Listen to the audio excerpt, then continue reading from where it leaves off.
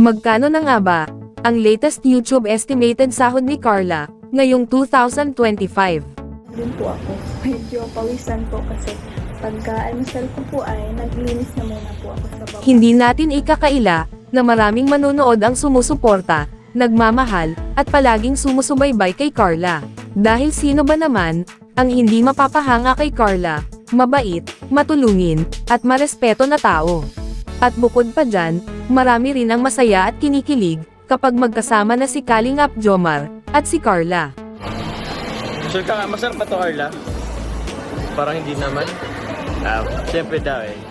So yun mga idol, si Carla nga pala ngayon, ay meron ng total video views sa kanyang YouTube channel, na umaabot na, sa 2,814,542. At may subscribers sa ngayon, na umaabot na, sa 112,000 subscribers, sa kasalukuyan. Sobrang deserve din ni Carla, ang magkaroon ng maraming suporta, dahil makikita naman natin, na ang kanyang natatanggap na blessings, ay binabahagi niya rin, sa ibang tao.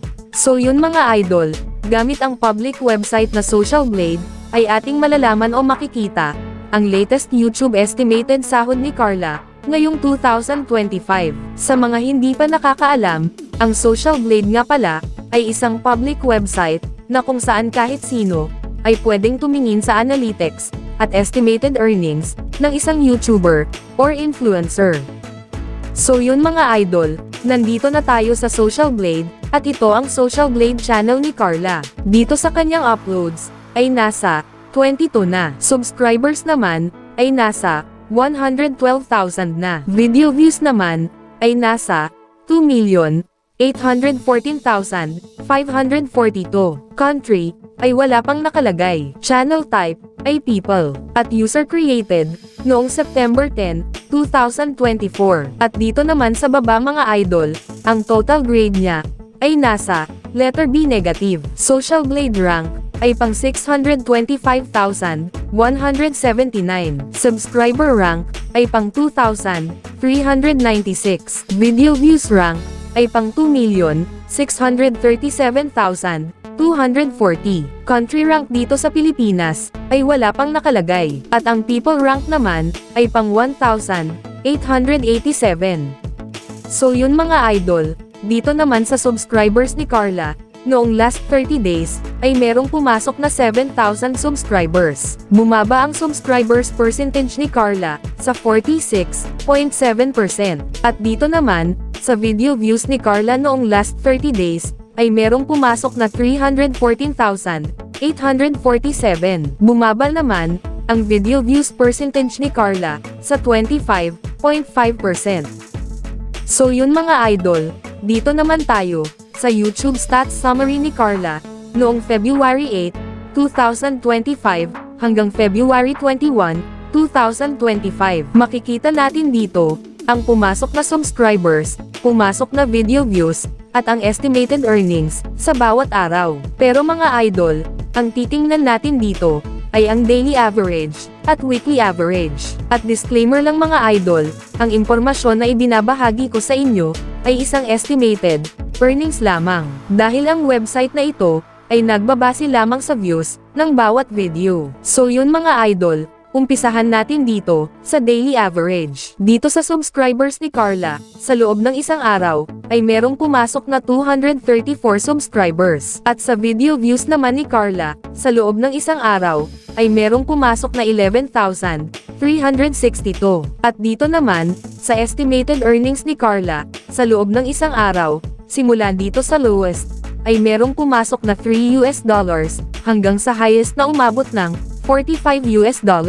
At kung i-convert natin ito sa Philippine Peso, ang katumbas nga pala ng $1 sa Philippine Peso ngayon ay nasa 57 pesos. So yun mga idol, ang katumbas ng $3 sa Philippine Peso ay nasa 171 pesos. Ito ang posibleng kikitain ni Carla sa loob ng isang araw, sa lowest estimated earnings. At ang katumbas naman, ng $45 sa Philippine Peso, ay nasa 2,565 pesos. Ito naman, ang posibleng kikitain ni Carla, sa loob ng isang araw, sa highest estimated earnings. Bago natin ipagpatuloy ang video na ito, ay please naman po mga idol, pakiclick naman ng like, bilang suporta, sa video na ito. Maraming salamat po mga idol. So yun mga idol, dito naman tayo sa weekly average. Dito sa subscribers ni Carla sa loob ng isang linggo, ay merong pumasok na 1,630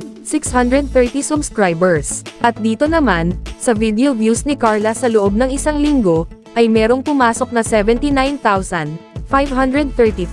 At dito naman, sa estimated earnings ni Carla sa loob ng isang linggo, ay merong pumasok na $20 hanggang sa highest na umabot ng $318. At kung i-convert natin ito sa Philippine Peso, ang katumbas ng $20 sa Philippine Peso ay nasa 1,140 pesos. Ito ang posibleng kikitain ni Carla sa loob ng isang linggo sa lowest estimated earnings. At ang katumbas naman ng $318 sa Philippine Peso ay nasa 18,126 pesos. Ito naman ang posibleng kikitain ni Carla sa loob ng isang linggo sa highest estimated earnings. So yun mga idol, dito naman tayo sa monthly estimated earnings at yearly estimated earnings. At uulitin ko lang mga idol, ang impormasyon na ibinabahagi ko sa inyo ay isang estimated earnings lamang, dahil ang website na ito ay nagbabase lamang sa views ng bawat video. So yun mga idol, simulan natin dito sa monthly estimated earnings. Simula dito sa lowest ay merong pumasok na $85 hanggang sa highest na umabot ng $1,400.